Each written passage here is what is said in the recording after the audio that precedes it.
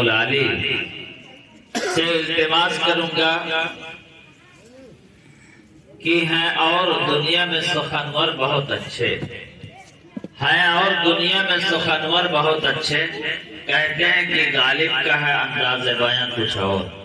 اس شعر کے ساتھ میں بہت ہی ادب کے ساتھ حضرت مولانا محمد سعید صاحب قاسمی دامت برکاتہم سے التماس کروں گا کہ وہ آئیں اور اپنے ناصحانہ کلمات سے ہم سب کے قلوب کو منور و مجلہ فرمائیں۔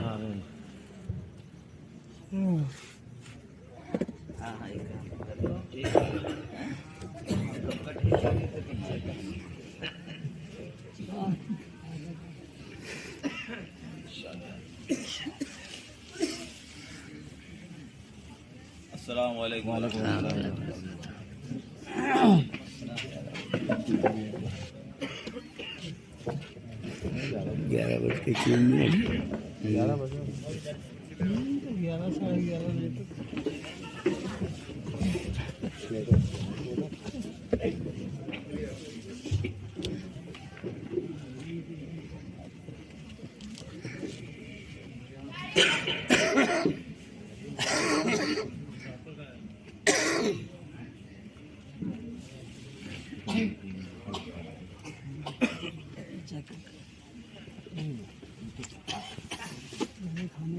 نحمده ونصلي على رسوله الكريم اما بعد، اعوذ بالله من الشيطان الرجيم، بسم الله الرحمن الرحيم۔ يا ايها الناس اتقوا ربكم الذي خلقكم من نفس واحدة وخلق منها زوجها وبث منهما رجالا كثيرا ونساء واتقوا الله الذي تساءلون به والارحام ان الله كان عليكم رقيبا۔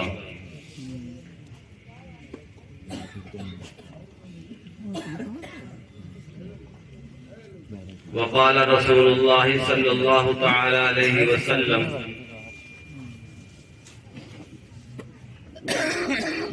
كن في الدنيا كأنك غريب أو عابر السبيل۔ آمنت بالله صدق الله العظيم وصدق رسوله النبي الكريم ونحن على ذلك لمن الشاهدين والشاكرين والحمد لله رب العالمين۔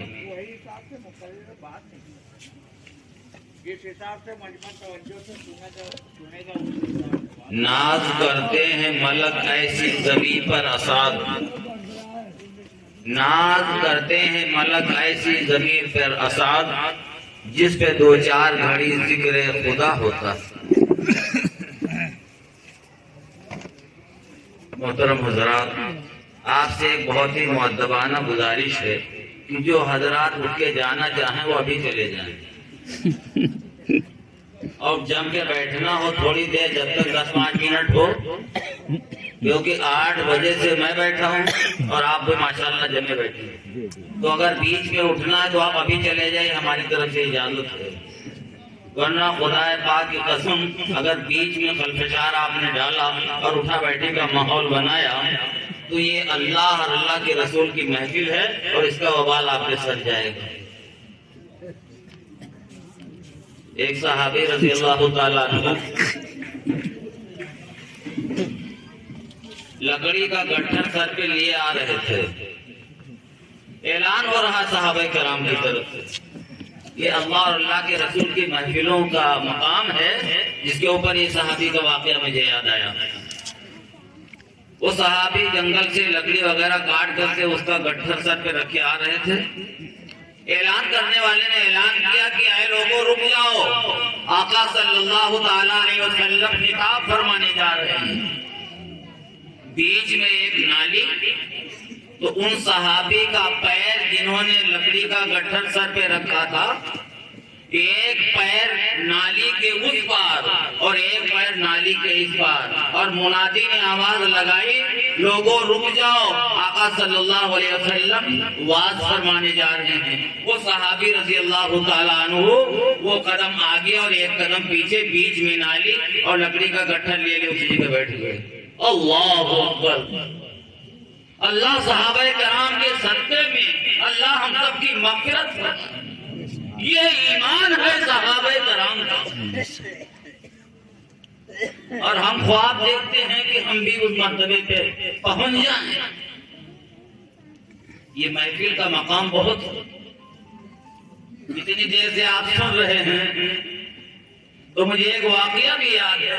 واقعہ سے یہ ہے کہ آپ کے ذہن کے اندر کچھ انبساط پیدا ہو جائے گا, چستی چالاکی آ جائے گی.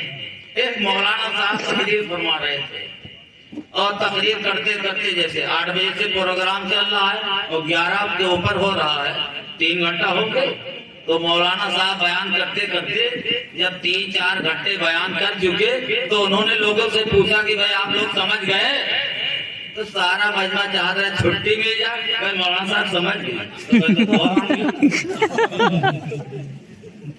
تو اگر آپ لوگ سمجھ گئے ہو تو دعا مانگ لیجیے اور کچھ باقی ہو تو سمجھا دیا جائے. تو مطلب مولانا صاحب نے دعا کروا دیا. تو گاؤں والے بڑے ہوشیار تھے, جیسے تجوا پور والے ماشاءاللہ. تجوا پور پورا بلاک کے نام سے گاؤں مشہور, پورے ڈسٹرکٹ کے اندر تجوا پور بلاک. تو مولانا صاحب بیان کر کے اپنا آرام میں لگ گئے. کمیٹی والوں نے مشورہ کیا کہ یار سمجھے سمجھائے کچھ نہیں, ایسے ہم یہاں کر دیا. اور مولانا صاحب کو صبح نذرانہ بھی دینا پڑے. تو ایسا کرو کہ مولانا صاحب کا یہی نذرانے کالوں گھسا جائے. صبح ہوئی, چائے پانی کے وقت کمیٹی لوگ اکٹھا ہو گئے. مولانا صاحب آپ کے بیان بہت پسند ہو, ہم لوگ چاہیے کہ آ جاؤ. ہم کو کیا ہے بھائی, کو اللہ اللہ کے رسول کی بات مانا ہے, آپ سنتے رہیں گے ہم سناتے رہیں گے. تو گاؤں والوں نے دوسرے دن جانتے ہو کیا مشورہ کیا؟ تجوا پور والوں کی طریقے سے وہ بھی بہت ہوشیار تھے. تو مجمع داہنی طرف اور بائیں طرف, تو آپس میں کمیٹی والوں نے, جب سے کہ کمیٹی کے اندر کچھ ممبران تھے, تو انہوں نے کہا کہ آج جب مولانا صاحب پوچھیں کہ سمجھو کہ نہیں سمجھو, تو آدھا مجمع کہیں جو سمجھ گیا اور آدھا کہیں جو کچھ نہیں سمجھ. آج مولانا صاحب نے کہا.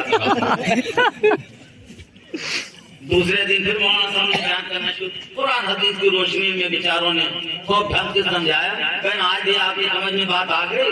تو آدھا مجمع بولا ہم مولانا صاحب سمجھ گئے, اور آدھا مجمع کا مولانا صاحب کچھ نہیں سمجھے. تو مولانا صاحب نے کہا کہ جو لوگ نہیں سمجھے نا تو سمجھ گئے, ان سے سویرے سمجھ لیں, دعا مانگے.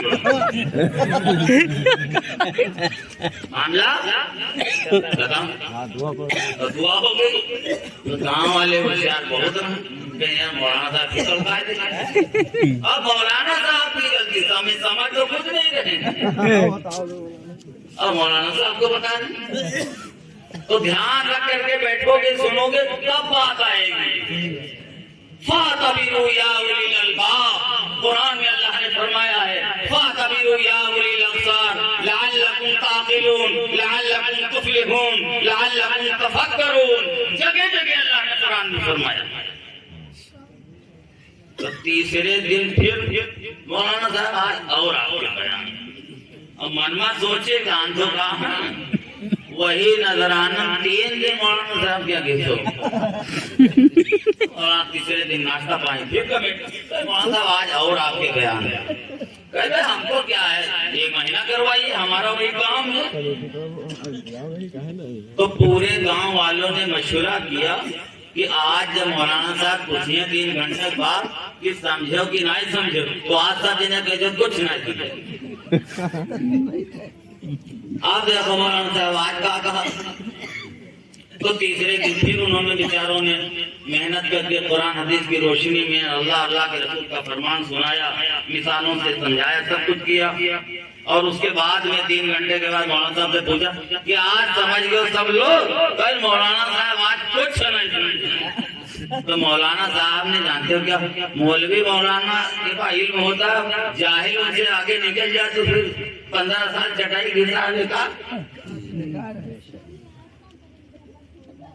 اللہ نے علم دیا ہے تو علم والے علم سے کام لیتے ہیں. دنیاوی علم ہو تو دنیاوی علم والا آدمی دنیا کا فائدہ اٹھاتا ہے. تو مولانا صاحب آج کچھ نہیں سنے. تو مولانا صاحب نے جواب دیا کہ 3 دن سے میں برابر سمجھا رہا ہوں، آج بھی آپ لوگ نہیں سمجھے. اب آپ لوگ جو ہے تم لوگ قیامت تک نہ سمجھیے دعا مانگو. اور ایک دیہاتی مسل بھی ہے کہ 3 بھجا ہوا تو کہا آپ دعا مانگ لو، اب تم لوگ قیامت تک نہ سمجھیے. بہرحال یہ ہے، یہ سب ساری چیزیں حضرت مفتی صاحب نے، حضرت مولانا سرور صاحب نے مقرر اپنی تقریر کے انداز میں، شاعر اپنے شاعرانہ انداز میں اللہ اللہ رسول کی صفات کو اور ان کے اخلاق کو اور ان کے اصول کو اور ان کے طریقے کو شاعرانہ انداز میں پیش کرتا ہے، اور مقرر اپنی تقریر میں بیان کرتا ہے، اور ایک مصنف اپنی تصنیف کے اعتبار سے بیان کرتا ہے. ہر ایک کا انداز الگ ہوتا ہے، کام اور مقصد سب ایک. گاڑی میں ہوا ڈالو چاہے پریشر مشین سے چاہے ہاتھ سے، کام دونوں کا کیا ہے؟ ہوا ڈالنا. شاعر بھی وہی بات کہہ رہا ہے، شاعرانہ انداز میں، مقرر اپنے انداز میں کہہ رہا ہے. میں نے جو ایک آپ کے سامنے قرآن پاک کی آیت پڑھی ہے تو کچھ ہمارے ذہن میں نہیں بلکہ جو تاریخ اسی ہٹی تو ہم سے بتایا گیا تھا کہ آپ کو اسی موضوع پہ بولنا ہے. تو آج میں جب بیٹھا تو ہم نے سوچا وہی آیت پڑھ کر کے آپ کو پسند آئے کچھ. اور یہ آیت یہ خطبے کے اندر جو نکاح کے خطبے میں لوگ پڑھا کرتے ہیں، سب پڑھتے ہیں، سنا ہے نا؟ یا ایھا الناس اتقوا ربکم الذی خلقکم من نفس واحدہ وخلق منها زوجها وبث منهما رجالا كثيرا ونساء واتقوا الله الذي تساءلون به والارحام ان الله كان عليكم رقيبا. درود پاک پڑھ لیجیے. اللهم صل علی سیدنا مولانا محمد وعلی آل سیدنا مولانا محمد وبارک وسلم. دو تین اچھا شاعر لوگوں کا کام ہے، میں بیان پڑھ نہیں پاتا ہوں لیکن کچھ بھی کہہ دینا ٹھیک ہوتا ہے. درود پاک پڑھ لیجیے. اللهم صل علی سیدنا مولانا محمد وعلی آل سیدنا مولانا محمد وبارک وسلم.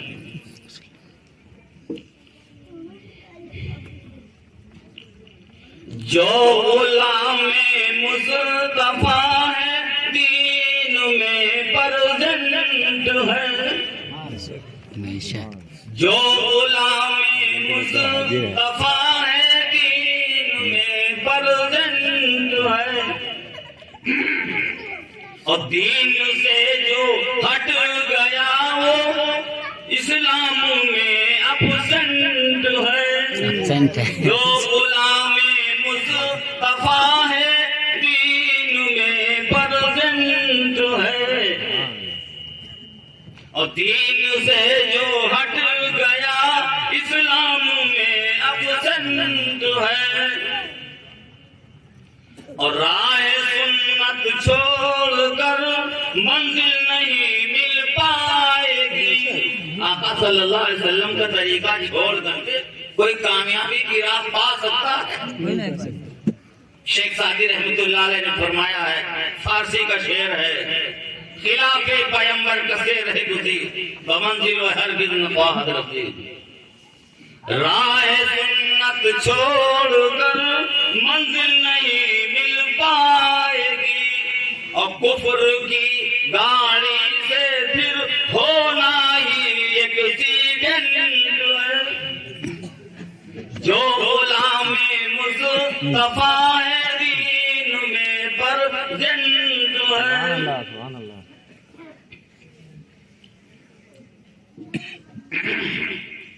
اور جن کو جنت کی بشارت دی میرے سرکار نے، جن کو جنت کی بشارت دی میرے سرکار نے، ان سبوں کے واسطے خلد پرماننٹ ہے، یعنی جنت ان کے لیے مکمل ہے. اب آگے سنو ایک شعر، اللہ ہم سب کو عمل کی توفیق عطا فرمائے.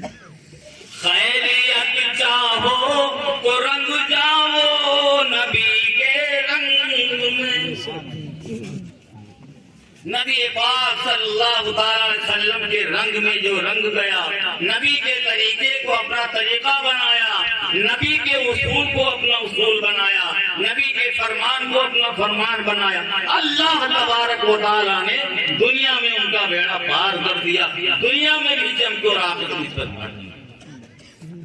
سیدنا ابو بکر صدیق رضی اللہ تعالیٰ عنہ نے نبی کے رنگ میں اپنے کو ڈھالا اور ابو بکر صدیق چمک گئے، عمر فاروق رضی اللہ تعالیٰ عنہ کا ستارہ چمک گیا، حضرت عثمان چمک گئے، حضرت علی مرتضیٰ چمک گئے، حضرت بلال چمک گئے، حضرت عمار چمک گئے، حضرت یاسر چمک گئے، حضرت طلحہ چمک گئے، ابی ابن کعب چمک گئے، ابو ہریرہ چمک گئے۔ تمام کے صحابہ کرام جنہوں نے نبی پاک صلی اللہ علیہ وسلم کے رنگ کو اپنا رنگ بنایا، نبی پاک صلی اللہ علیہ وسلم کے ڈھنگ کو اپنا ڈھنگ بنایا، اللہ تبارک تعالیٰ نے لوگوں پر لوگ میں دونوں کا راستہ اور دونوں کے مرتبے کو مقام کو اللہ تبارک تعالیٰ نے مقام کو بلند بنایا۔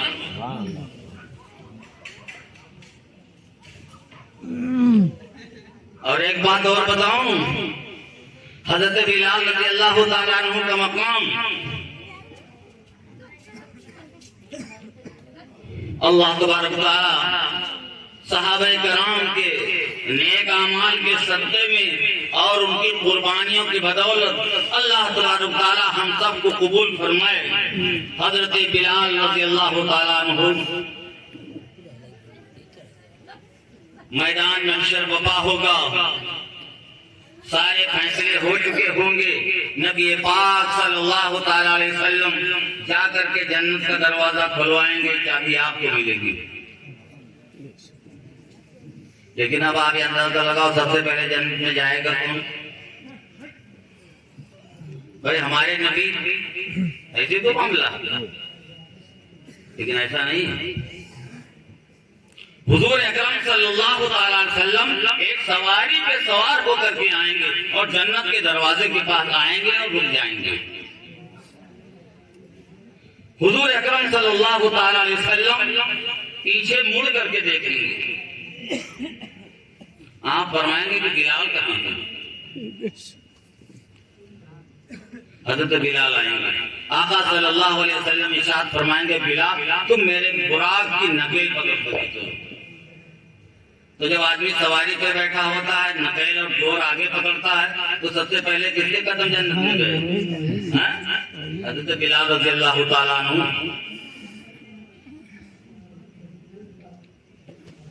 میرے محترم بزرگ، یہ ہے حضرت بلال رضی اللہ تعالیٰ عنہ کا مقام۔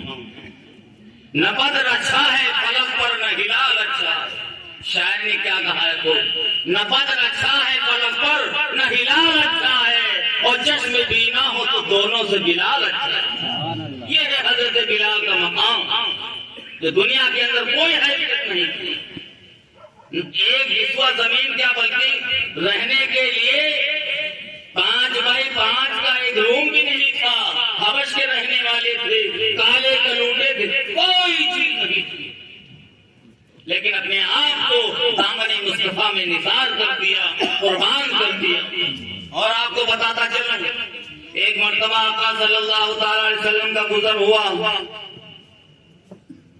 امیہ بن خلف حضرت بلال رضی اللہ تعالیٰ عنہ ان کے غلام تھے، طریقے سے پریشان کر رہا تھا، مار پیٹ کر رہا تھا۔ آقا صلی اللہ علیہ وسلم کا ادھر سے گزر ہوا، آپ نے حضرت بلال کو صبر کی تلقین فرمائی، بلال صبر کرو اللہ کو راستہ نکالیں گے۔ لیکن آقا صلی اللہ تعالی علیہ وسلم کی آنکھوں میں آنسو آ گیا۔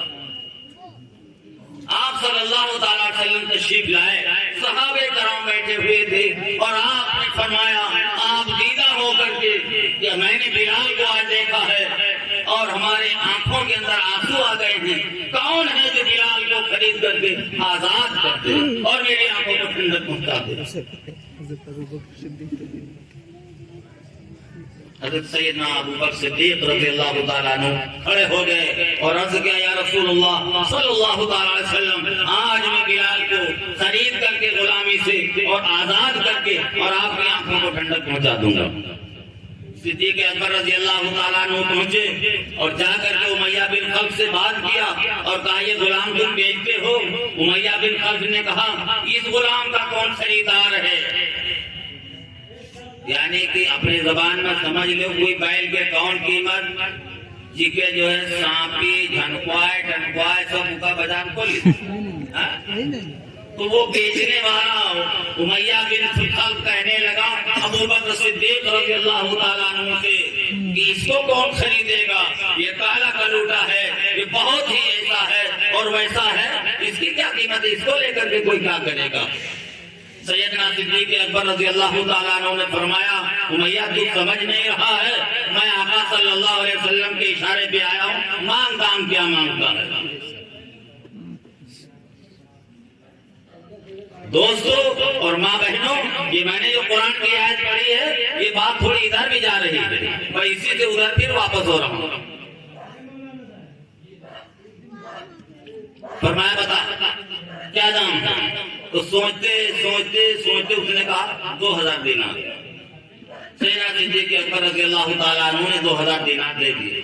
حضرت صدیق رضی اللہ تعالیٰ عنہ ہنسنے لگے اور کہا سودا ہم کو بہت سستا مل گیا اور تو بیچنے میں جلدی کر گیا، تجھ کو کچھ نہیں ملا۔ میں تو آقا صلی اللہ علیہ وسلم کے فرمان کے اوپر آیا تھا، اگر آج تو 1 لاکھ درہم بھی مانگتا تو میں بلال کی قیمت ادا کر دیتا اور بلال کو آزاد۔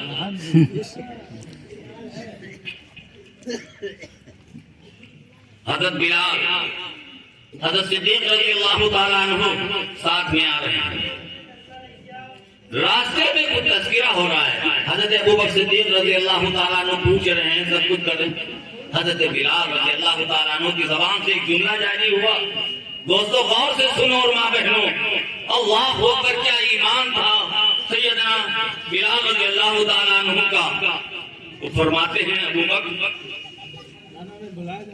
آج تو میں وہ دامن سے چھوٹ گیا، لیکن رب ذوالجلال کی قسم، اس خدا کی قسم جس کے قبضے میں جناب محمد رسول اللہ صلی اللہ علیہ وسلم کی جان ہے، میں ابو بکر صدیق جب ہم کو امیہ بن خلف آگ کے انگاروں پہ لٹاتا تھا اور سینے کے اوپر وزن پتھر رکھ دیتا تھا اور ہم سے پھر کہلواتا تھا کہ ایک خدا کو چھوڑ دو تمہاری ساری کی طلب کر دی جائے گی، تو میں احد کہتا تھا، یعنی اللہ ایک ہے، پالنہار ایک ہے، روزی دینے والا ایک ہے، اولاد دینے والا ایک ہے، بیماری سے شفا دینے والا ایک خدا کی ذات ہے وحدہ لا شریک۔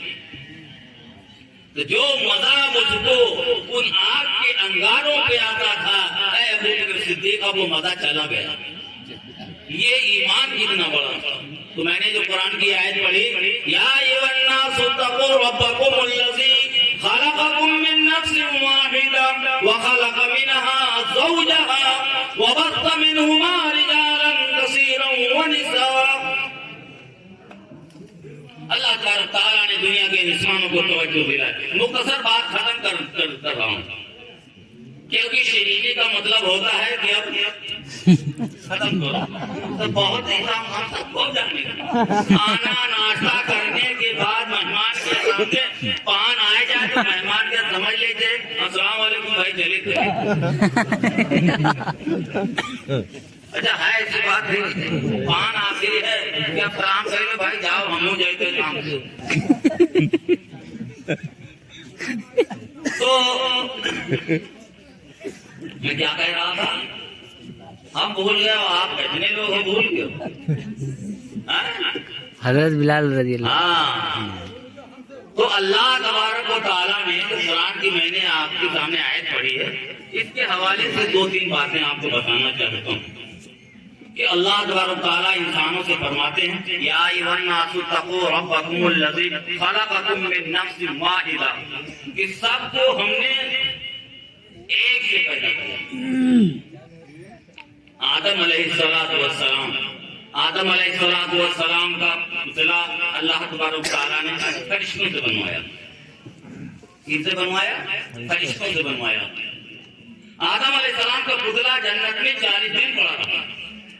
کتنے دن؟ ایسے ہی۔ اس کے بعد میں اللہ تبارک تعالیٰ نے روح ڈالی اور آدم علیہ السلام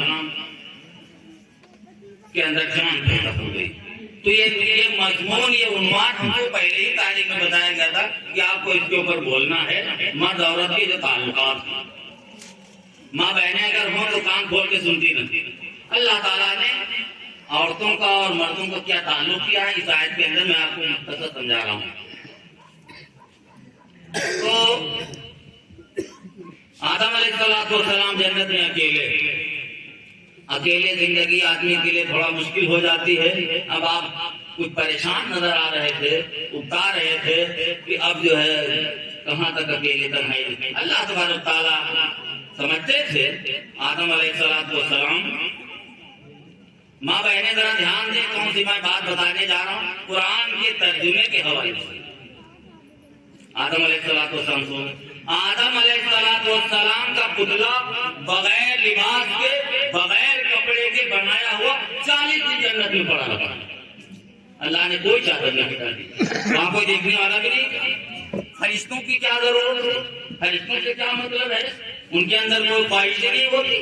آدم علیہ السلام کا پتلا ایسے 40 دن کے بعد اللہ تبارک تعالیٰ نے جان ڈالی اور پھر جنتی لباس اللہ تبارک تعالیٰ نے آدم علیہ السلام کو پہنایا. اس کے بعد میں آدم علیہ السلام سوئے ہوئے تھے. اللہ تبارک تعالیٰ نے، جیسا کہ ابھی آپ نے بیان میں سنا تھا، اس کو مختصر بتا رہا ہوں، حوا علیہ السلام کو اللہ تبارک تعالیٰ نے پیدا فرمایا آپ کی مائی بہن سے، اور جنت کے قیمتی لباس میں پردے کے ساتھ، دوپٹے کے ساتھ، شلوار جمپل کے ساتھ، جنتی لباس کے اندر حضرت حوا علیہ السلام کو اللہ تبارک تعالیٰ نے دیکھن فرما کر کے آدم علیہ السلام کے بغل میں بٹھا دیا. آدم علیہ السلام کی جو آنکھ کھلی اور اٹھ کر کے جب بیٹھے تو دیکھا، ارے تم کون ہو؟ فرمایا کہ اللہ تبارک تعالیٰ نے پیدا کیا ہے، ہم کو بنایا ہے تمہاری رفاقت کے لیے. اور ساتھ میں ایک بات ساتھ ماں بہنیں بھی سنتی چلیں. یوسف علیہ السلام کے بارے میں آپ نے سنا ہوگا کہ اللہ تبارک تعالیٰ نے ان کو کتنا حسن جمال دیا. ہمارے آقا جناب محمد رسول اللہ صلی اللہ علیہ وسلم نے ارشاد فرمایا کہ آدھا حسن اللہ نے یوسف علیہ السلام کو دیا تھا اور آدھے حسن میں پوری دنیا. آقا صلی اللہ تعالیٰ عنہ ارشاد فرماتے ہیں کہ جیسے مردوں میں حسن و جمال اللہ نے یوسف علیہ السلام کو دیا تھا، ایسے ہی دنیا کے اندر حضرت حوا علیہ السلام جیسی عورت دنیا میں آ کے کوئی پیدا ہی نہیں. لیکن بات یہ ہے کہ جو معاملہ ہوا وہ کچھ گڑبڑایا، بعد میں کچھ بھی ہوا. ایک مرتبہ آپ کو میں نے بتایا تھا اسی پروگرام میں. تو ایک بات دراصل یہ ہے کہ اس رشتے سے میں یہ بات بتانا چاہتا ہوں قرآن کے حوالے سے کہ اللہ تبارک و تعالیٰ نے حضرت حوا علیہ السلام کو لباس پہنا کر کے بغل میں بٹھا لا. اور آج ہمارا کیا حال ہے؟ آج ہماری ماؤں کا، بہنوں کا، بھتیجیوں کا، بیٹیوں کا کیا حال ہے؟ گھر کے کیا ماں باپ نہیں دیکھ رہے کہ لڑکیاں کیسا لباس پہنتے ہیں؟ آقا صلی اللہ تعالی وسلم نے ارشاد فرمایا، ماں بہنوں کان کھول کے سن لو ورنہ دوزخ کا ایندھن بنا دیے جاؤ گے. وقودها الناس والحجارہ، دوزخ کے ایندھن پتھر اور لوگ ہوں گے قیامت کے دن دوزخ کے اندر. آقا صلی اللہ تعالی وسلم نے ارشاد فرمایا کہ جو عورت اتنا پتلا دوپٹہ اوڑھ کر کے نکلے کہ دوپٹے کے اوپر سے اس کے بال دکھائی پڑ رہے ہوں، اللہ تبارک و تعالی جہنم کی اس زنجیر کے اندر جس کی لمبائی 70 گز لمبی ہوگی، اس جہنم کی اور ایک زنجیر کی وہ کڑی قرآن کے اندر اللہ تعالیٰ نے ارشاد فرمایا ہے، ثم فی سلسلۃ ذرعها 70 ذراعا فاسلکوہ، ایسی زنجیر میں اس کو جکڑ دو جس کی لمبائی 70 گز، اور اس زنجیر کا ایک ٹکڑا خدا پاک کی قسم تفسیر کے اندر جلالین کے حوالے سے کہ اس زنجیر کا پڑیا ہوتی ہے ایک ٹکڑے، تو اس زنجیر کا ایک ٹکڑا اگر پہاڑ پہ رکھ دیا جائے تو مفسرین نے لکھا ہے کہ اس کے طاقت سے اور اس کے بوجھ سے پہاڑ ٹوٹ گیا ہے. اس پہاڑ اس زنجیر کے اندر وہ لڑکیاں وہ عورتیں جو لباس پہنتی ہیں اور دوپٹہ اتنا ہلکا اوڑھتی ہیں جس سے بال دکھائی پڑے، آقا صلی اللہ تعالی وسلم نے ارشاد فرمایا اس میں زنجیر کی جو پورا ہوگا اس کا، تو اس کے جو ہے سر کے اندر پھنسا کر کے اللہ تعالیٰ فرمائیں گے اس کو منہ کے بل گھسیٹتے ہوئے بیچوں بیچ جہنم میں دے دیں۔ کیا ہوگا ہمارے گھروں میں لڑکیاں ایسا لباس، آپ تو دوپٹے کی بات ختم ہو گئی، ہلکا دوپٹہ بھی اوڑھے ہو اور بال دکھائی پڑ رہے ہوں اس کے اوپر ہی عذاب ہے، اور جو دوپٹہ ہی نہیں ہو اب اندازہ لگائیے، بے دیکھے ہی جب یہ عالم ہے دیدار کا عالم کیا ہوگا۔ جب دوپٹہ کے ساتھ عالم یہ ہے، قرآن یہ کہہ رہا ہے، آقا صلی اللہ علیہ وسلم کا فرمان یہ فرما رہا ہے، تو جب دوپٹے کے ساتھ یہ حال ہوگا تو بغیر دوپٹے کے ساتھ یہ ہوگا وہ اللہ ہم سب کی حفاظت فرمائے۔ تاریخ اس بات کی گواہ ہے، تاریخ شاہد ہے، وہ قوم جس کے اندر عریانیت آئی ہے آدم علیہ السلام کے بعد سے اور آج تک جو تاریخ چل رہی ہے، قرآن حدیث کی روشنی میں آپ کو بتا رہا ہوں کہ جس قوم کے اندر، جس مذہب کے اندر، جس مشن کے اندر عریانیت پیدا ہو گئی ہے، اللہ تبارک تعالیٰ نے اس قوم کو رسوا و ذلیل اور خوار کیا۔ کہاں سے اللہ کی نصرت آئے گی، کہاں سے اللہ کی مدد آئے گی؟ اب ایک واقعہ تھوڑا سا اسے قرآن کے ضمن میں، آدم علیہ السلام کا پتلا اللہ تبارک تعالیٰ نے فرشتوں سے بنوایا، شیش کا پتلا فرشتوں نے بنایا، موسیٰ کلیم اللہ کا پتلا فرشتوں نے بنایا، اسماعیل کا پتلا فرشتوں نے بنایا، سب سے بنوایا سارے صحابہ فرشتوں کا، سارے جو ہے انبیاء کرام۔ لیکن اب بتاتا چلوں، آقا صلی اللہ تعالی علیہ وسلم کو جب بنانا ہوا تو اللہ تبارک تعالیٰ نے اعلان فرما دیا، آج چھوٹی، دھیان سے سنیے گا، بہت مختصر بتا رہا ہوں، تفصیل میں جاؤں تو لمبا ہے۔ اللہ تبارک تعالیٰ نے فرمایا کہ اے فرشتوں، اے جبرائیل، جا کے سب فرشتوں کو بتا دو آج سب اپنے کام سے فارغ ہو کر کے ہمارے پاس آ جائیں۔ کوئی فرشتہ کیا کوئی کارخانہ تھوڑی چلا رہا تھا، کوئی فرشتہ سجدے میں، کوئی فرشتہ رکوع میں، کوئی فرشتہ قوما میں، کوئی اللہ کی حمد و ثنا کر رہا۔ اللہ تعالیٰ نے فرمایا سب کو چھٹی، آ جاؤ میرے پاس۔ سارے فرشتے اکٹھا ہو گئے۔ اللہ تبارک تعالیٰ نے جبرائیل السلام سے فرمایا کہ اے جبرائیل، جاؤ زمین کے اندر، اس زمین کے اوپر جاؤ اور خاک شفا لے کر کے آؤ۔ دھیان سے بات سنیے گا تو پلے آئے گی۔ اللہ تبارک تعالیٰ نے فرمایا جبرائیل، اس زمین کے اوپر جاؤ جو زمین آگے چل کر کے مدینہ المنورہ کے نام سے مشہور ہوگی، وہاں سے خاک شفا لے کر کے آؤ۔ جبرائیل علیہ السلام یوں گئے یوں آئے۔ جبرائیل السلام کے لیے کون سی بات بڑی بات ہے؟ یوں گئے اور یوں آئے، لا کر کے رکھ دیا۔ اللہ تعالیٰ نے فرمایا جبرائیل جنت میں جاؤ اور جا کر کے جنت سے مشک لے آؤ۔ جبرائیل السلام یوں گئے یوں آئے۔ پھر اللہ نے فرمایا اے جبرائیل تو پھر جنت میں جاؤ، زعفران لے کر کے آؤ۔ پھر گئے اور زعفران لے کر کے آئے۔ آپ نے فرمایا، اللہ تعالیٰ نے فرمایا جبرائیل پھر جنت میں جاؤ اور 3 نہروں کا پانی لے کر کے آؤ۔ رحیق، قرآن میں اللہ نے فرمایا من رحیق مختوم ختامہ مسک وفی ذالک فلیتنافس المتنافسون۔ اللہ تعالیٰ نے فرمایا کہ جبرائیل جاؤ، رحیق نہر سے لے کر کے آؤ پانی، تسنیم نہر سے لے کر کے آؤ پانی، اور سلسبیل کا پانی لے کر کے آؤ۔ جبرائیل السلام سب لے کر کے آ گیا۔ اور پھر آخر میں اللہ تعالیٰ نے فرمایا جبرائیل پھر جنت میں جاؤ اور جنت کا سنبل لے کر کے آؤ۔ جنت کی گھاس لے کر کے، سنبل کہتے ہیں گھاس۔ جبرائیل جاؤ جنت سے گھاس لے کر کے آؤ۔ جب سب کچھ آ گیا تو اللہ تعالیٰ نے فرمایا کہ سارے فرشتوں سب کو چھٹی، جاؤ یہاں سے چلے جاؤ۔ سب فرشتے چلے گئے۔ جبرائیل السلام کھڑے، جبرائیل السلام نے فرمایا اللہ نے فرمایا جبرائیل اب تمہارا بھی کام نہیں، تم بھی چلے جاؤ۔ جبرائیل السلام نے فرمایا، عرض کیا الہ العالمین میں تو چلا جاؤں گا، لیکن یہ بتا دیجئے یہ سب آپ نے کاہے کے لیے منگوایا؟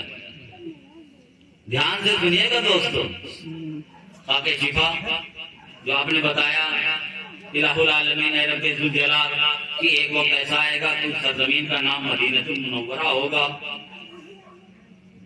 تو خاک شفا اور مشک، زعفران، سنبل، 3 نہروں کا پانی، یہ سب آپ نے کیوں منگوایا الہ العالمین یہ بتا دیجیے۔ اللہ تبارک و تعالیٰ نے فرمایا ہے جبرائیل تم جلدی جلدی سن لو، جاؤ ہمیں جو کرنا ہے وہ میں کروں گا۔ میں نے جو خاک شفا منگوائی ہے اس سے میں اپنے آقا اپنے محبوب جناب محمد رسول اللہ صلی اللہ علیہ وسلم کا جسم اطہر بناؤں گا۔ ظاہر ہے خاک شفا اس جگہ کی جہاں ہمارے اور آپ کے آقا جناب محمد رسول اللہ صلی اللہ تعالی وسلم آج اس سرزمین پہ آرام کرنا۔ اسی کی روشنی میں حدیث میں بتایا جاتا ہے کہ آدمی کا پتلا مٹی کے جس جگہ سے بنا ہے اب وہ مرے گا تو اسی جگہ کو دفن ہوگا۔ آج آقا صلی اللہ علیہ وسلم کوئی نہیں تھا کہ فرشتے تھے، آقا صلی اللہ تعالی وسلم خاک شفا سے اللہ نے آپ کے جسم کو بنایا۔ اللہ جبرائیل السلام نے فرمایا کہ العالمین یہ زعفران، تو اللہ تعالیٰ نے فرمایا زعفران سے وہ مشک سے، اللہ تبارک تعالیٰ نے فرمایا مشک سے میں اپنے محبوب کی ہڈیاں بناؤں گا۔ سبحان اللہ کہہ دیجیے ایک مرتبہ۔ پھر فرمایا ہے جبرائیل جو میں نے زعفران منگوایا ہے وہ زعفران میرے محبوب، میں اپنے نبی اور اپنے محبوب کے جسم کی نسلوں کو بناؤں گا زعفران سے۔ اور پھر فرمایا اے جبرائیل جو تم 3 نہروں کا پانی لے کر کے آئے ہو ان 3 نہروں کے پانی سے میں اپنے محبوب اور اپنے نبی آخر جناب محمد رسول اللہ صلی اللہ علیہ وسلم کی پانی سے ان کا بناؤں گا لعاب دہن اور پسینہ اور ناک مبارک جو نکلتی ہے یہ سب چیزیں میں اس سے بناؤں گا۔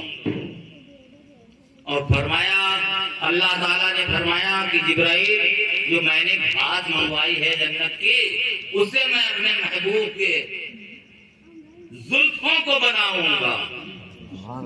اور پھر جناب اللہ تعالیٰ نے فرمایا جبرائیل اب تم یہاں سے چلے جاؤ، میں اپنے محبوب کا جسم اطہر میں خود اپنے ہاتھ سے بناؤں گا۔